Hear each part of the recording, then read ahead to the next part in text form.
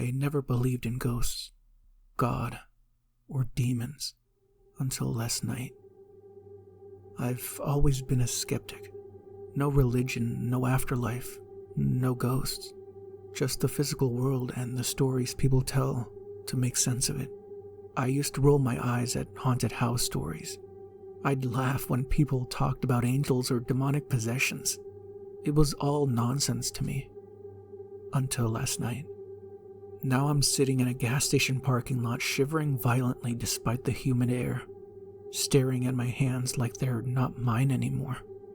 The skin feels too tight, the bones too brittle. Something followed me home last night. I don't think it came from this world, and I don't think I'm going to survive tonight. Let me explain. I live alone in a small rural house just outside of town. No roommates, no nearby neighbors, just trees and silence. A silence that used to be comforting, but now feels like a held breath. Yesterday, I got home around 8 p.m. I'd been running errands and was dead tired. It had just started to rain, a cold, misty drizzle, enough to make the woods look hazy, like a living shadow through the headlights. As I pulled into the driveway, my car headlights hit something standing at the edge of the tree line. I thought it was a deer at first, two pale, round shapes reflecting the light. But deer don't stand upright. I froze, my foot hovering over the brake pedal. The figure didn't move, didn't react, just watched. It was impossibly tall, unnaturally thin, and even from 30 feet away, I could tell something was deeply, fundamentally wrong.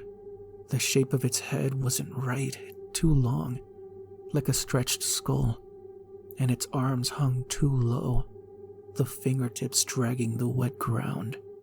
I blinked, and it was gone. Like literally gone. No sound of running, no movement of leaves, no shadow of a thing disappearing into the trees. Just vanished. 1 second it was there, the next it wasn't. I sat in my car for a long time, the engine ticking, the headlights slicing through the rain. I told myself I was just tired, a trick of the light, a hallucination. That's what I told myself, until I saw the footprints leading up from the woods, up my driveway, to my front door. Bare footprints, long toes deep in the mud, as if something heavy had walked through barefoot. Slowly, they stopped at my welcome mat, and there were no prints going back. I stood on my porch staring at my door. I don't know why, but I knocked before opening it.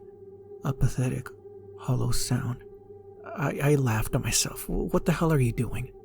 But when I stepped inside, every light in the house was on. Not just on, they were a blinding, harsh white. Every bulb, every lamp. The sudden brightness felt like a physical violation. That night I couldn't sleep. Every sound felt amplified, like the world had been turned up to 11. The wind groaning through the trees, the ticking clock, the creak of the old floorboards. But worst of all, the house itself seemed to be breathing, a low, constant hum, like a distant whisper. Around 2:30 a.m., the hallway light turned off by itself, just clicked off. The house went from a false brightness to a consuming absolute darkness. I got up to check the switch. It was flipped on. That's when I heard it. Breathing. Slow, wet breathing. A rasping, gurgling sound coming from my bedroom closet. It was too loud to be human. It sounded like something trying to breathe through a throat full of water and gravel. I froze. My body knew before my brain did. Something was in there with me. I grabbed my phone, turned on the flashlight, and yanked the closet door open. Nothing. No one. Just my old coats, some boxes, and a silence so profound it felt like a weight on my chest. I didn't sleep. This morning, I noticed something carved into my bedroom wall. It hadn't been there yesterday, I swear on my life. It looked like 3 long symbols, like crosses but twisted and elongated. The lines jagged and raw. They were burned into the dry wall, deep as if gorged with something hot. The smell of scorched plaster still hung in the air. And then my nose started bleeding. Just out of nowhere, a sudden gush of warm liquid. It hasn't stopped for more than an hour. Every time I wipe it, it starts again. I've gone through half a roll of paper towels. The blood feels thick, almost oily. I came out to the gas station for a break, just to get away. But even now, in a lit parking lot surrounded by people, I don't feel alone. I can feel it watching me. But it's more than that. Something is inside me. Not metaphorically, I mean literally. I feel like there's something under my skin. Like it's a parasite moving and twisting just below the surface. I can feel a cold pressure behind my eyes and a strange deep ache in my bones. It's wearing me, like a coat it hasn't zipped up yet, and I'm just the lining. And here's the thing that broke me. The reason I wrote this, while I was in the bathroom here at the station, I looked in the mirror and my reflection didn't move. I turned my head to the right, it stayed still. I raised my hand, it stayed perfectly still, hanging at its side. Then, after a long, terrifying second, its mouth stretched into a wide, unnatural smile. A smile that didn't reach its eyes, which were black just for an instant. I didn't smile. It smiled at me like it knew a terrible secret. Then it mouthed 2 words, its lips forming the shape slowly, deliberately. He's coming. I never believed in ghosts, or God, or demons, but I believe now, because I think I brought one home with me, and it doesn't want to leave. If anyone's ever seen anything like this before, please tell me what to do. My nose is still bleeding. The blood smells like rust and burning paper. I think I'm running out of time.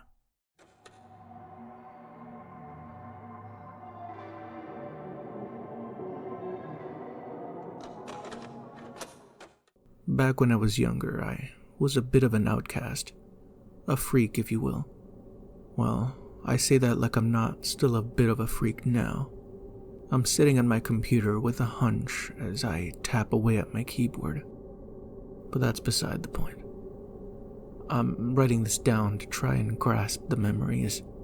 10 years is a long-ass time, and I've kept Pandora's box closed for all that time. But I have to open it up. When I was around 12, 13, I went to an all-boys school. Ironic considering I'm not a boy.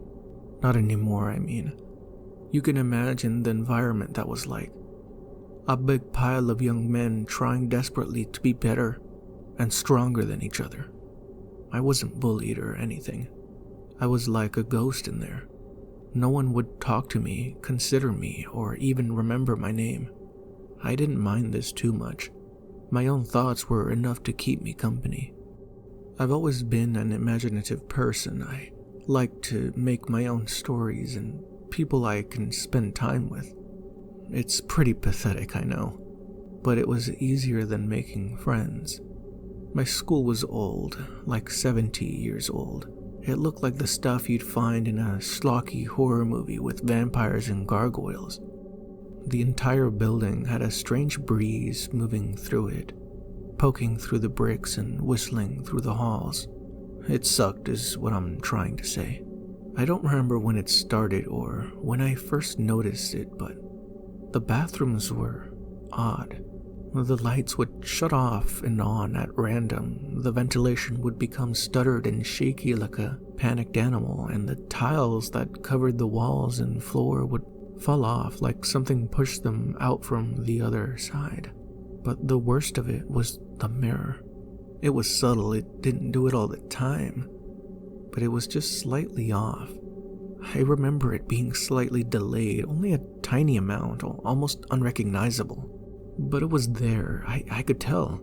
Sometimes it would mess with the way you looked, making your eyes slightly too far apart, or smacking your hair a bit longer than normal.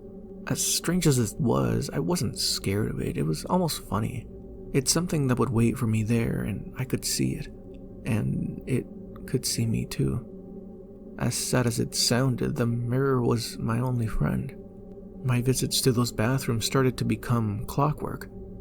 As disgusting as that sounds out of context, I'd spend a lot of my time just staring into the mirror, seeing what new tricks it pulled on me. It didn't seem so strange at the time. It was kind of like a toxic friendship. You only know what's bad for you after it was over. Looking back at what I've written, it seems like I'm making this up. I'm not. I'm writing this with every ounce of sincerity I can muster. This happened. It must have been a couple of months before I felt like something was wrong. It was like a switch flipped in my mind where all my content turned to a growing sense of unease. I didn't stop going to the mirror, whether it was stupidity or willful ignorance. I couldn't tell you. I remember when I looked into the mirror, meeting my own eyes as I just stood there. I don't think I blinked for 5, maybe 10 minutes. I was almost scared to close my eyes. I was worried what would happen if I did. I felt the dryness crawl into my eyes as I began to tear up. After what felt like hours of glaring at my own reflection, my eyes forced themselves shut. I quickly snapped them open again, inhaling sharply as if I was expecting someone else to stare at me in the mirror. But it was just my reflection. It was just me in the mirror. Still feeling that heavy sense of dread, I ran out of the bathroom, slamming the door behind me.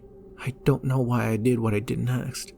Every bone in my body was telling me just to walk away and forget everything that had happened. But I turned to face the door and steadily opened it. Across the room, in the mirror, my reflection still stood. It hadn't moved. It just stood there staring at me. I remember muttering a constant string of no over and over again, inching closer and closer to the mirror as I tried to make sense of what I was seeing. I finally stood in front of the thing. My breath grew heavy as I stared into my own eyes, as my reflection met me back with an indifferent look. I watched as its mouth fell open as a horrid growing voice escaped its maw. "Why do you keep doing this to us?" It spoke to me with a sense of longing, a sense of tiredness. Before I could even respond, it raised its bony hand and launched it at the mirror, moving through the glass like it was liquid and grabbing me by my shoulder. I felt its stiff fingers digging into me and pulling me towards the mirror. I've never fought against anything harder in my life. I ripped it off my shoulder and sprinted out of there. I didn't go to school for the next couple of days. I felt sick to my stomach at the thought of getting closer to that mirror. This is a memory I've tried to hide under lock and key, but I hope that I've opened up to it. I can finally move on.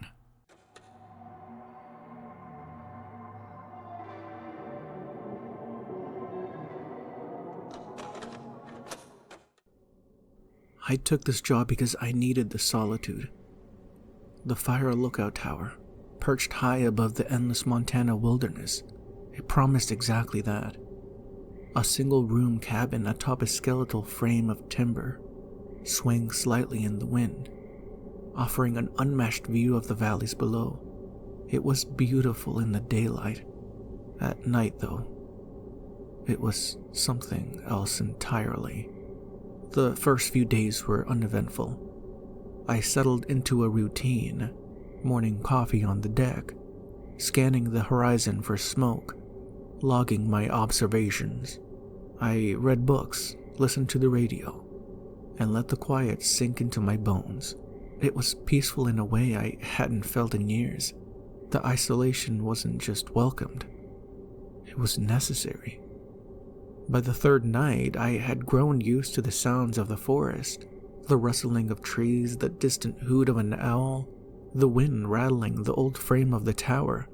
So when I first heard the tapping, I barely noticed it. Just the wind, I told myself, maybe a bird pecking at the glass. Then came the whispers. They were faint at first, more like the suggestion of words than actual speech.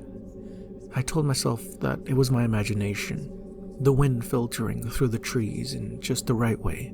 But as the night wore on, they grew more distinct, though I still couldn't make out what they were saying. On the 5th night, I finally saw it. I was writing in my logbook when I noticed a shape outside the window. At first, it looked like a branch swaying, but then I saw the eyes, 2 pinpricks of reflected moonlight staring right at me. My stomach dropped. It was a face, and it was upside down. I froze. The lookout tower was nearly 60 feet off the ground.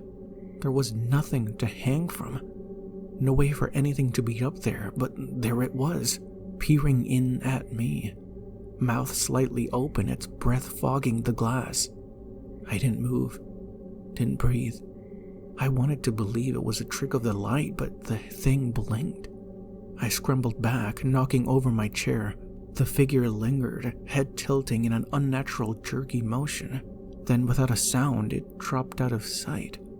The next morning, I found footprints in the dirt below the tower. They weren't human. They weren't even animal. They were elongated, twisted like a person had been walking on all fours, but their limbs bent the wrong way. I called it in, but what was I supposed to say? That I saw something impossible? The dispatcher humored me, told me to log it, and suggested I might be tired. That night I locked the door. I kept the lantern burning, even though it made shadows dance in the corners. Hours passed, and nothing. Just the wind, the creak of the old wood, my own heartbeat in my ears. I almost convinced myself I had imagined the whole thing. Then, just past midnight, the whispers started again, closer this time. I clenched my teeth, refusing to acknowledge them. But then came the tapping. Not on the window this time, on the trap door beneath my feet. The only way up the tower was the staircase. The trap door was the last barrier between me and whatever was outside. The tapping turned to scratching, a slow, deliberate scraping of nails against wood. Then the voice came. Not a whisper anymore. A ragged, breathly mimicry of my own voice. Let me in. I squeezed my eyes shut, pressing my back against the far wall. The scratching stopped. Silence pressed against me, like a physical weight. Then, a single, soft tap against the window behind me. I didn't turn around. I didn't know how long I stood there, frozen. When I finally did turn, morning light was creeping over the horizon. The window was empty. The forest was still. But I wasn't alone. Because outside on the ground far below, I saw them. Dozens of figures standing amongst the trees, staring up at me. And every single one of them was upside down. Then they moved. Not like people walking, like puppets yanked by invisible strings. Their heads lolled, arms jerked unnaturally, but they were getting closer, creepily toward the base of the tower. Then came the sound, deep, resonant like wood groaning under immense pressure. The tower shuddered. Something was pushing against it. I could feel it swaying as the wood seemed to crack violently at every joint. It didn't seem to make sense why I did it, but I left. My feet were moving for the door while my brain screamed at me to stop them. It was as if I was stuck in autopilot, a helpless passenger watching the plane take a nosedive to the ground. I grabbed my flashlight and wrenched the trap door open. Descending the stairs 2 at a time, the moment I hit the forest floor, the things let out the most awful, blood-curdling screams.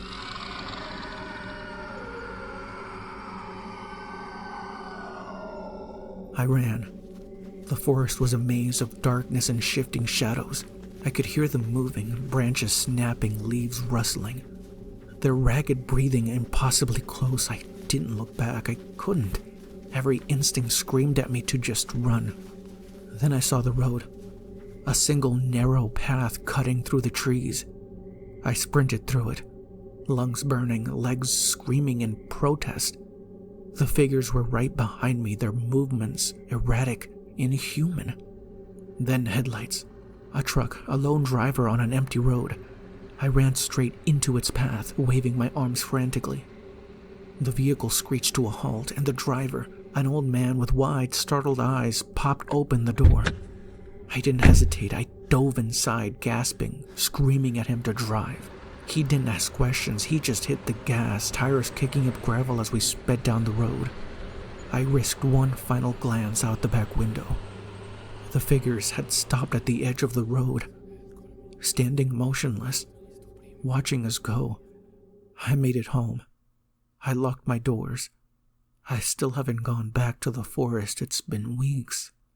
But I know it isn't over, because as I sit here typing this at my home, I hear a soft, familiar tap on the window behind me.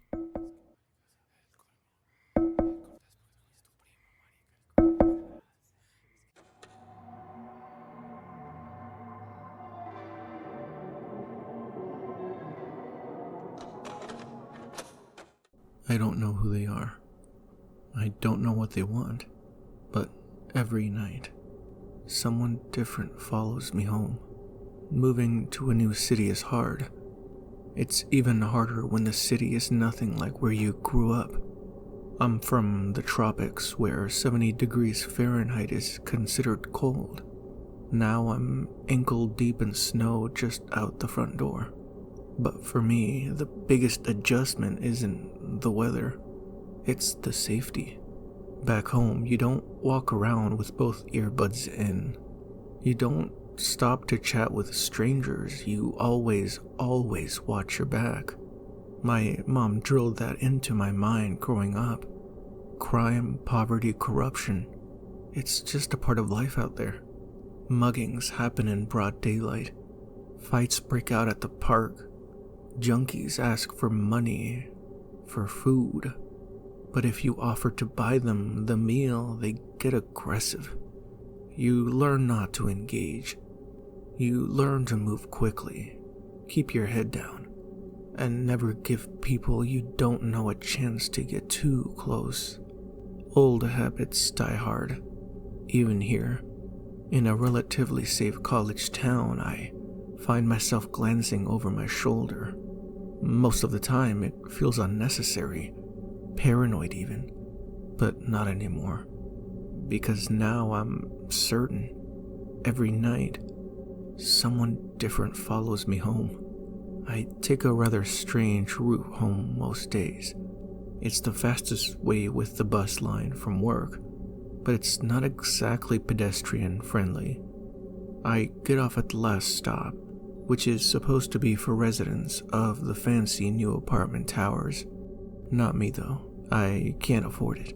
I cut through a nearby empty parking lot, into the overgrowth, step over the train tracks, across the road to the safety of the sidewalk, and down the hill to reach my building. I've never seen any person take this route. Never any footprints in the snow except my own, until the man in the blue top hat. That top hat made him impossible to ignore. At first I told myself I was being rude by staring. Just a weird fashion choice, nothing more. But something about him was off from the moment I spotted him on the bus. He sat stiffly, staring out the window, not scrolling on a phone, not reading a book, but chatting like everyone else, just staring. His face was wrapped in a thick black scarf, his eyes hidden behind wide, dark gray lenses. He never shifted, never adjusted his posture, just still, like a perfectly posed mannequin teaching you how to properly and politely sit on the bus. When we reached the end of the line, there were only about 5 other left on the bus as usual. I got off first and started walking, glancing behind me, finally seeing the hat man in motion. Must be a resident of the Fancy Pants Towers, explains the top hat. but I saw him ignore the entrances and walk into the parking lot behind me. No one takes this way. No one. I picked up my pace, almost jogging as I reached the overgrowth at the edge of the lot. My foot caught a branch hidden in the mound of snow, and I nearly fell face first into the steel tracks. My heart pounded. As I threw a glance over my shoulder, he wasn't hurrying to keep up. He wasn't even trying to close the distance. He just walked, slowly, deliberately, as if he had all the time in the world. But I wanted nothing to do with him. By the time I reached the road, I was shaking. I stood at the edge, willing the cars to pass faster, desperate for a break in traffic. Finally, an opening. I bolted across, my shoes skidding on ice. My breath came in sharp gasps as I reached my building. I fumbled my keys, my fingers numb and clumsy. As soon as I got inside, I ran straight up to my apartment.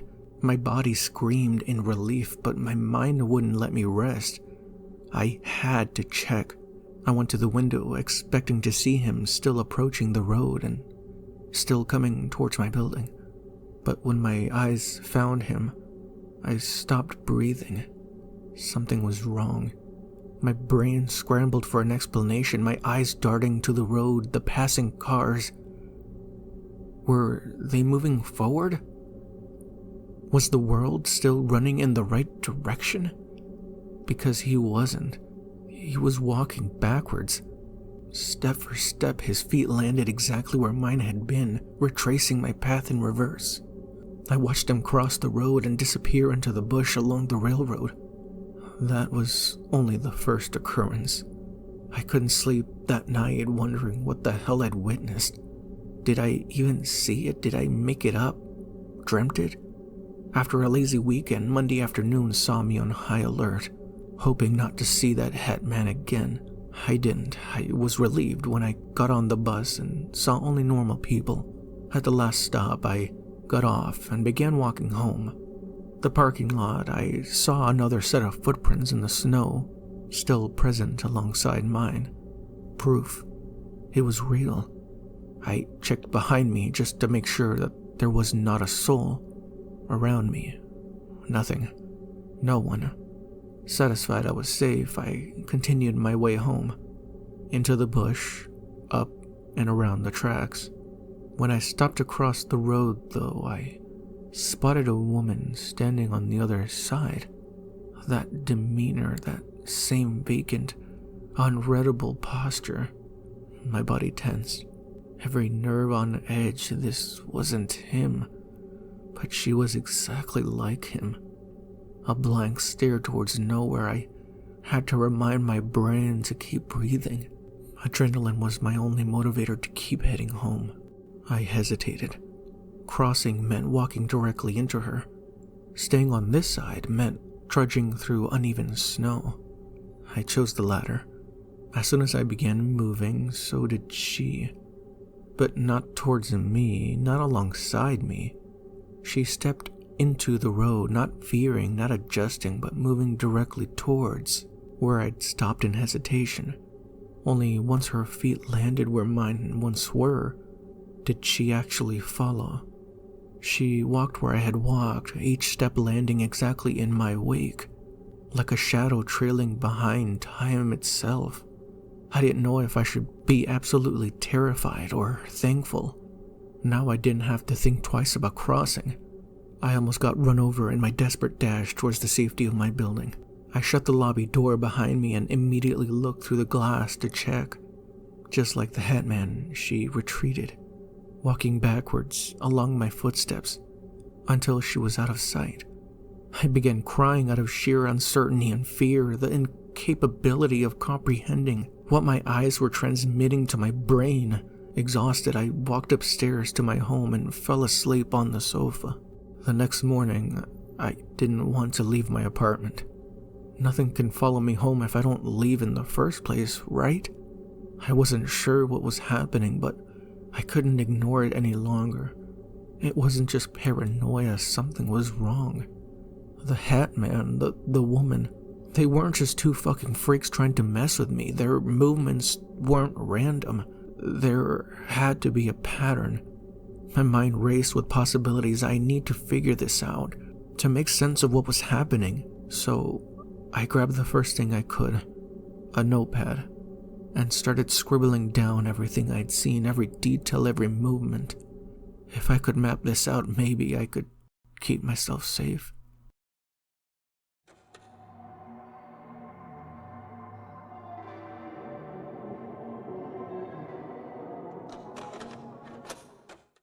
I've been counting down the days until I can finally get my license. Almost a year with my permit, and now it's so close I can feel it. Like a slow hum under my skin that never stops. My family's not rich, but we've got a decent-sized home, tucked in the suburbs of rural Louisiana. They even bought me my first car. Nothing fancy, an '05 Honda Civic. But to me, it's freedom on 4 wheels. Today was the same as always. Wake up, school, then home. I did my homework, fed the dog, and called Richie, one of my closest friends. We've been building a D&D campaign together for the past 4 months, crafting maps and populating the world with NPCs. When Richie went home, I showered, brushed my teeth, and climbed into bed. By the time Richie went home, the sun was long gone. I showered, brushed my teeth, and let the TV murmur in the background, while I thought about the day I'd finally pull out of the driveway, headlights slicing through the dark. That's when I went to the window and saw them. A figure moving down the street, hood up, mask covering their face, not the winter kind, more like the kind you wear when you don't want anyone to know who you are. At first I thought they were just walking past, but they slowed, just enough to notice. Their head turned just slightly toward my house. After a few seconds, they started moving again, steps soft and deliberate. I didn't get a good look, I didn't want to, but now I can't shake the feeling that they stopped for a reason. Now I'm stuck here, staring at the glass, my breath fogging the pain, wondering if I should wake my parents or pretend I never saw anything at all.